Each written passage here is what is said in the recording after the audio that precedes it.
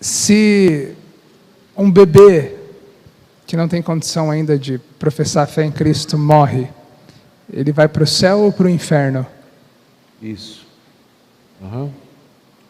É mais uma daquelas questões sobre as quais a Bíblia não se pronuncia com clareza. Você procura em vão passagens que esclareçam, não é?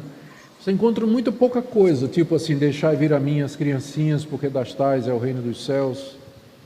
Em compensação, você encontra passagens que dizem que nós já nascemos, somos por natureza filhos da ira. Nós já nascemos condenados pelos nossos próprios pecados. Está lá em Efésios capítulo 2, Romanos 1, que eu acabei de falar aqui. Declarações em Romanos 3, todos pecaram e carecem da glória de Deus, não há um justo, nenhum sequer.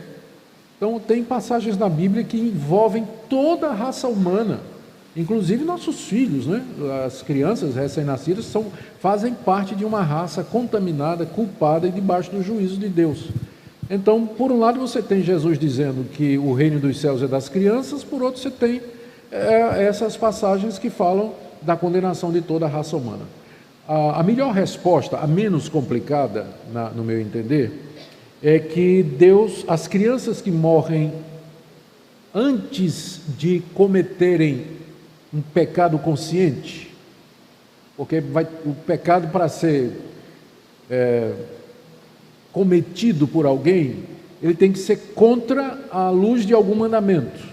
Onde não há lei, também não há pecado, a Bíblia diz. Então tem uma certa idade em que a criança reconhece o certo e ela resolve fazer o errado. Essa idade deve variar de criança para criança, né? Que elas não se desenvolvem todas da mesma forma. Então, se uma criança morre antes dela ter conhecimento do certo e do errado, e portanto antes dela pecar, esses teólogos falam que elas estão entre os eleitos por quem Cristo morreu. O pecado delas foi pago na cruz do Calvário e portanto elas são de Deus, como Jesus disse, das crianças é o reino dos céus. Então essa posição ela harmoniza os dois blocos de passagens, né, da depravação geral e de que as crianças pertencem, a das crianças é o reino dos céus, nessa solução. As que morrem antes de conhecer o bem e o mal, elas estão entre aquelas que estão salvas, né?